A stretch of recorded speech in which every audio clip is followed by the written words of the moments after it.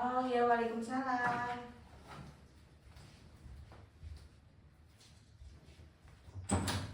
Oh, Mbak, silakan masuk. Iya, assalamualaikum Mbak. Dari mana, Mbak? Kebetulan saya dari rumah Mbak. Mau minum dulu? Iya boleh Mbak. Saya ambilkan dulu ya. Iya. Mari Mbak, diminum dulu. Oh iya, terima kasih ya Mbak. Baik, sebelumnya kita belum kenal nih, Mbak. Iya Mbak. Baik, sebelum perkenalan dulu ya dari saya dulu. Perkenalkan, nama saya Bu Rahma. Saya di sini selaku konselor dari Biro Psikologi. Nah, dari Mbak sendiri boleh berkenalan? Ya Mbak, kenalkan nama saya Elvira Rizkyliana, biasa dipanggil Elvira.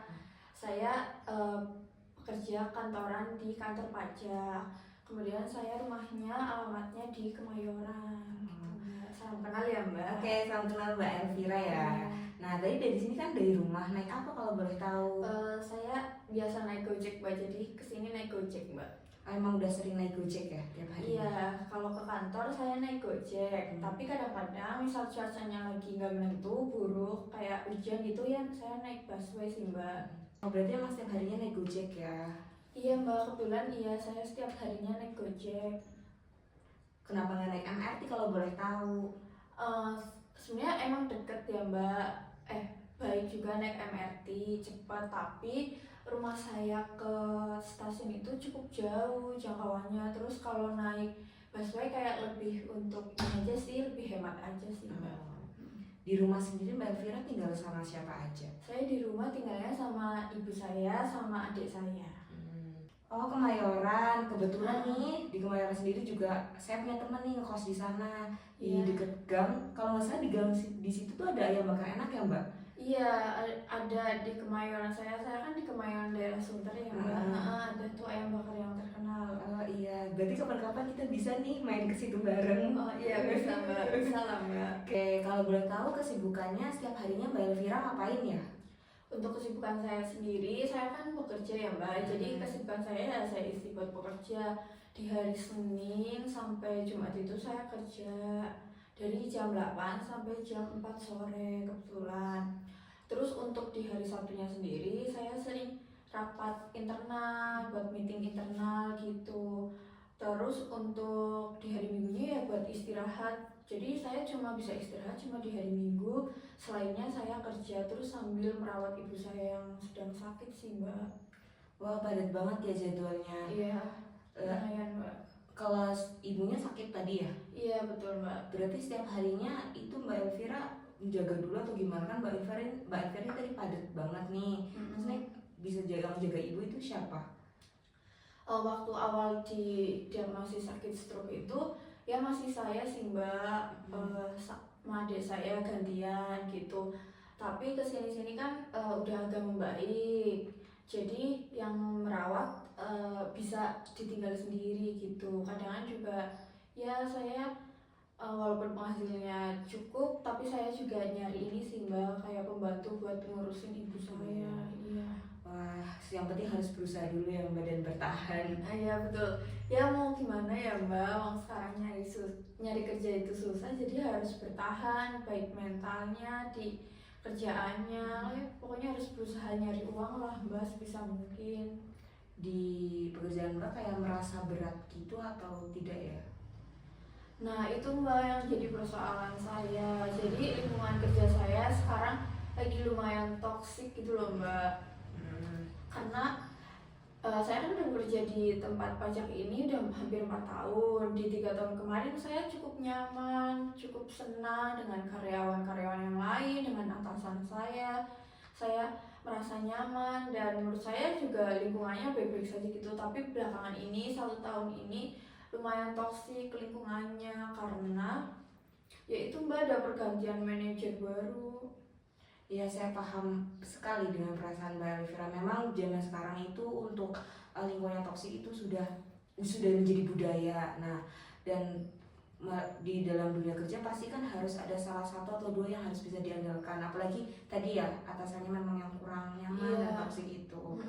Ya memang kita juga nggak bisa memilih ya untuk mau bekerja di mana itu yang nyaman gitu. Iya betul Mbak, karena kan sekarang nyari kerjaan aja sulit ya mbak. Betul. Apalagi saya juga mikir misal saya mau resign karena ini pekerjaan satu-satunya saya buat saya nyari nafkah, terus di suatu sisi ibu saya lagi sakit, stroke, dan beliau juga harus keluar dari pekerjaan yang dulu. Terus saya juga masih punya tanggungan adik saya yang masih sekolah, jadi mau gak mau saya yang harus nyari pekerjaan. Jadi semua kebutuhan sehari-hari ya harus terpenuhi itu dari saya gitu loh mbak.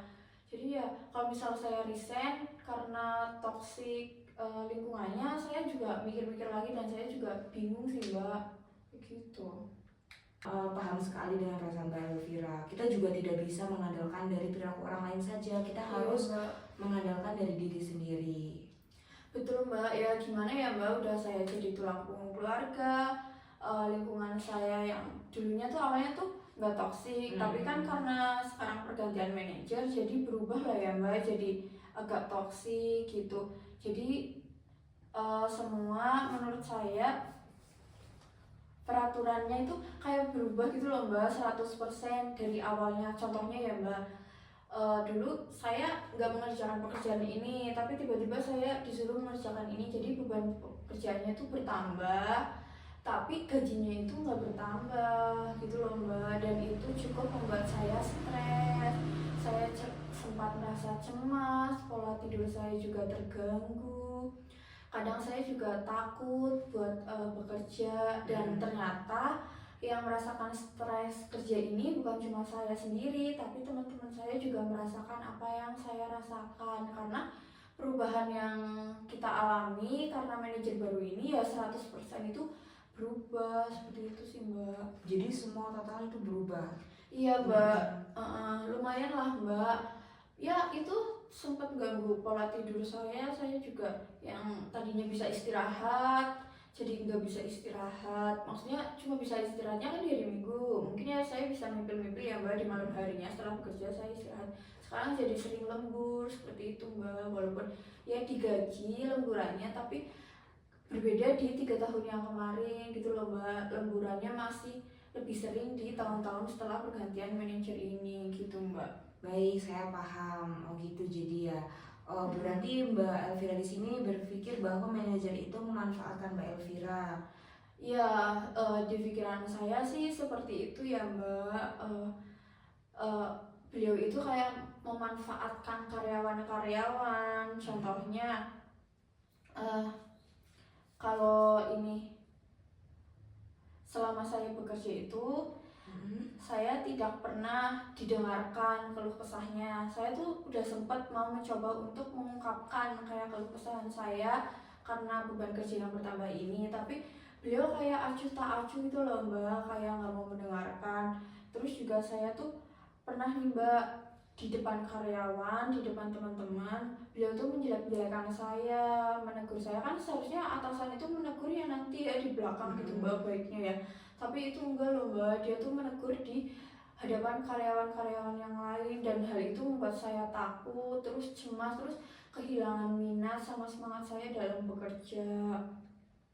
Sedangkan saya juga ini sih berpikir kalau teman-teman saya juga nggak akan membela saya waktu ditegur itu, karena mungkin juga mereka juga takut ya mbak untuk membantu saya, kayak gitu sih mbak. Oh gitu, berarti Mbak Elvira di sini kayak merasa keluhan Mbak Elvira itu tidak didengar oleh manajer dan teman-teman Mbak ya. Jadi saya mau tanya, apa sih sebenarnya yang melatar belakangi itu kalau boleh tahu? Nah, yang melatar belakangi itu ya contohnya karena itu ya mbak, beliau kan nggak mau mendengarkan keluh kesah saya. Beliau juga suka, terkenalnya itu keras kepala gitu loh mbak.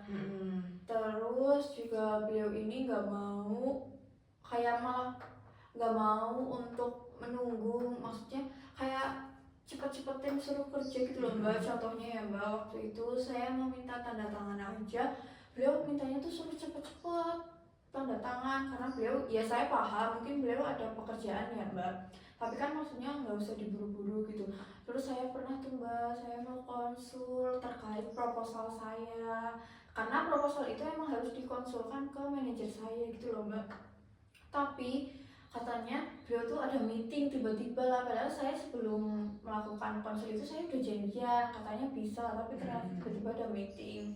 Terus saya sudah pernah sempat mengganti jadwal, maksudnya saya udah lihat loh kapan ya waktu yang tepat untuk saya konsulkan kayak gitu mbak, tapi ternyata beliau selalu aja tidak bisa, dan malah beliau itu menyalahkan saya kalau saya itu nggak bisa manajemen waktu, terus saya tuh males-malesan. Jadi karena konsul yang itu mundur, kayak telat konsulnya ke beliau, jadi buat presentasi laporannya juga ikutan mundur.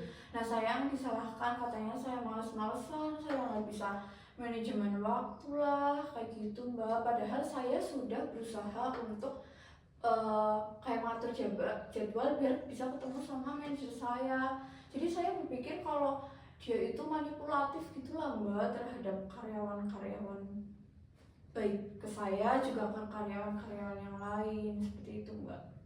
Baik, saya paham sekali apa yang dirasakan Mbak Elvira. Tadi kan Mbak Elvira sendiri menceritakan terkait perilaku dari manajer yang memang deadline itu terlalu dekat dan suka memburu-burui karyawannya. Nah, dan sekarang saya ingin bertanya dari Mbak Elvira sendiri, apakah ada nih perilaku ataupun perbuatan yang memang berdampak menjadi manajernya itu kayak acuh ataupun tidak peduli, itu ada nggak sih dampak dari diri Mbak Elvira sendiri? Oh mungkin ya mbak, waktu itu sempat kan saya udah bekerja 4 tahun nih. Di sebelum pergantian manajer itu ya saya alhamdulillah nggak pernah ditegur, masih rajin ya, karena mungkin lingkungannya ya mbak, jadinya membuat saya juga kerjanya kinerjanya juga baik. Tapi setelah pergantian manajer ini ya saya sempat ditegur, saya juga sempat melakukan kesalahan, saya juga menyadari kesalahan tersebut karena waktu itu saya sempat ketiduran di jam kerja, jadi ditegur sama manajer saya mbak. Nah tapi saya sudah mengutarakan alasan saya kenapa saya sempat tidur waktu di jam kerja, karena waktu itu kan awal mula ibu saya yang didiagnosis, jadi saya sering nungguin ibu saya di rumah sakit malamnya setelah kerja, jadi kan saya kurang istirahat. Jadi ya saya memanfaatkan waktu untuk tidur di kantor, kayak nyempil-nyempil waktu gitulah mbak. Tapi ya mungkin kebetulan ditegur dan manajer itu ngelihat saya tidur gitu. Saya sempat ditegur 2 kali dan sampai dapat SP sih mbak dari manajer saya ya, karena manajer saya mungkin tidak mau melihat suatu kesalahan seperti itu sih mbak. Baik, jadi memang waktu itu posisinya Mbak Elvira harus menunggu ibu di rumah sakit begitu ya. Jadi memang harus membutuhkan waktu untuk tidur ya. Oke, sebelumnya Mbak Elvira sudah pernah belum sih mengobrol secara langsung dengan manajernya Mbak? Waktu itu sih saya pernah punya niatan ya mbak, tapi sebenarnya takut, terus saya lihat mukanya aja udah males gitu loh mbak. Persepsi saya tuh udah jelek ke manajer saya, kayaknya nanti saya kalau mengeluhkan keluh kesah saya kayaknya nggak bakalan didengar deh, kayak acuh tak acuh. Karena apalagi ya mbak, manajer saya kan habis naik pangkat nih di seminggu yang kemarin, jadi malah menurut saya malah manajer saya makin sombong. Terus kayaknya kalau karyawan mau mengeluhkan apa yang dirasakan juga kayaknya kayak angin lewat aja lah, nggak usah didengerin kayak gitu. Buat apa dengerin, nggak bermanfaat juga buat manajernya, mungkin pandangan manajernya kayak gitu sih mbak. Baik, tapi kan Mbak Elvira di sini belum mencoba nih ya. Mungkin bisa nih dari Mbak Elvira memulai ngobrol dulu berdua, terus kan kalau dari hasil mungkin nantinya Mbak Elvira sama manajernya bisa ngobrol, kan tahu oh apa sih sebenarnya yang manajer itu rasakan, ataupun ya jadinya terjawab lah apa yang sekarang Mbak Elvira itu pikirkan. Jadi nggak apa-apa sih kalau menurut saya Mbak Elvira tuh nyoba dulu untuk mengobrol. Gimana ya mbak, tapi saya nggak mau lah mbak, saya nggak mau ini kayak saya tuh takut gitu loh mbak. Takut karena takutnya emosi saya tuh sebelum ngomong tuh udah meluap dulu gitu loh mbak, udah malah marah-marah, nggak ngomongnya santai. Tapi kan saya juga di sisi lain saya menghormati beliau ya mbak, beliau kan atasan saya dan saya kan bawahan. Saya juga sadar diri kalau saya nantinya emosi juga nggak baik gitu loh ke atasan saya. takutnya dia juga memandang saya cuma bawahan, jadi ya nggak usah lah didengerin, kayak ya itu mungkin juga omongannya juga nggak bermanfaat gitu, apalagi jabatan dia yang sekarang sudah naik gitu loh Mbak. Jadi makinlah sombong, makinlah nggak usah dengerin gitu. Jadi takut lah Mbak, takutnya nanti apa yang saya utarakan malah nggak didengar gitu sih Mbak. Baik, kalau gitu berarti Mbak Elvira memang harus menemukan waktu yang sama-sama pas dengan manajernya. Jadi nanti Mbak Elvira bisa nih meluapkan keluh kesah yang memang Mbak Elvira ingin utarakan. Nah, kalau misalkan Mbak Elvira tidak berani atau tidak mau untuk ngobrol bersama, nanti malah menumpuk di Mbak dan tidak terselesaikan. Jadi Mbak nggak tahu nih apa sih sebenarnya, apa sih jawaban dari yang Mbak selama ini tanya-tanyakan, seperti itu. Gitu ya Mbak. Tapi ya Mbak, jadi manajer saya tuh terkenalnya tuh orang yang sibuk, terus jarang ada waktu gitu loh Mbak. Terus manajer saya kan kayaknya juga tidak mau menerima keluh kesahan dari para karyawannya. Takutnya kalau kita mengeluhkan, saya pribadi sih ya Mbak, takutnya kalau saya memberikan kayak keluhan apa yang saya rasakan ke manajer saya yang saya alami selama setahun ini nih Mbak, kayak nantinya tuh bakalan disangkal duluan atau kayak bakal gak terima lah beliau ini kayak gitu sih Mbak. Baik, itu kan hanya pikiran Mbak Elvira, belum dicoba. Lebih baik kan memulai dulu aja untuk urusan diterima atau tidaknya nanti belakangan. Yang penting Mbak sudah mengutarakan, sudah mengungkapkan dulu perasaan-perasaan Mbak yang memang ingin diutarakan, yang biar gak ganjel lah di hati. Nah, untuk nanti hasilnya memang baik atau tidaknya nanti urusan belakangan. Yang penting Mbak Elvira sudah mencoba, itu sudah keren. Iya deh Mbak, coba deh nanti saya coba. Baik, dari semua yang Mbak Elvira sudah utarakan, sudah cerita, jadi inti permasalahannya itu Mbak Elvira itu bekerja di suatu perusahaan yang memang toksik. Iya Mbak. Di mana beban kerja itu sangat banyak, tidak setara dengan gaji yang Mbak terima. Di sisi lain juga Mbak Elvira memiliki manajer yang memang anti kritik, yang dimana tidak mendengarkan keluh kesah dari karyawan-karyawannya. Ya, itu memang menurut saya sudah rumit sekali, sudah bebannya sangat, pasti Mbak Elvira bebannya sangat berat untuk dipikul, lalu ya tidak bisa ada tempat atau waktu pas sekali untuk Mbak Elvira utarakan bersama manajernya. Bagaimana kalau sekarang saya berikan hiburan dulu? Hiburan bagaimana itu Mbak? Baik, jadi hiburannya permisi, apakah Mbak Elvira boleh berdiri dulu? Oke. Nah, nanti kan di sini ada kursi kosong ya Mbak. Ya. Nanti Mbak boleh duduk, terus Mbak duduk bebas mengungkapkan perasaan apa saja, dan nanti Mbak Elvira tuh menganggap bahwa di depan Mbak Elvira itu ada manajer Mbak. Nah, setelah itu nanti Mbak Elvira berbicara apapun yang ingin Mbak Elvira bicarakan terkait emosi, beban kerja ataupun yang memang sudah dipendam sangat lama, silahkan bebas untuk diungkapkan. Dan nanti saya harap dengan Mbak mengungkapkan tersebut Mbak merasa lega. Begitu, apa Mbak Elvira sudah paham? Ya berarti ini ya Mbak, kursi kosongnya yang saya anggap manajer itu. Iya, nanti Mbak mikir kayak di sini ada manajer Mbak, terus Mbak nanti mengutarakan semua yang Mbak ingin katakan. Iya, saya coba Mbak. Oke. Nanti boleh Mbak Elvira duduk di sini. Nanti silakan, nanti kalau saya sudah mengasih aba-aba boleh bercerita. Baik, bisa dimulai Mbak Elvira untuk kursi kosongnya. Oke. Pak manajer saya yang baik, saya menghormati Bapak sebagai atasan saya, tapi tolonglah Pak, saya juga punya keluh kesah yang harus didengarkan oleh Bapak sebagai atasan saya, karena pekerjaan atau yang beban kerja yang diberikan Bapak kepada saya juga menyadari kalau mungkin Bapak sebagai atasan juga capek karena mungkin bebannya lebih banyak karena atasan dibandingkan para karyawan, tapi saya juga mempunyai beban sendiri karena saya juga sebagai tulang punggung keluarga, saya juga capek, juga merasakan tekanan batin, pikiran, apalagi setelah beban yang Bapak berikan. Coba Bapak juga untuk mendengarkan apa yang saya keluh kesahkan selama setahun ini, selama Bapak menjabat ini, karena saya juga butuh untuk didengarkan, untuk meluapkan emosi saya yang terpendam ya Pak. Bapak, saya juga menghormati Bapak selaku atasan saya. Bapak selalu memandang remeh kepada karyawan-karyawan, dan itu juga yang saya rasakan, bukan hanya di saya tapi juga di teman-teman saya juga merasakan apa yang saya keluhkan.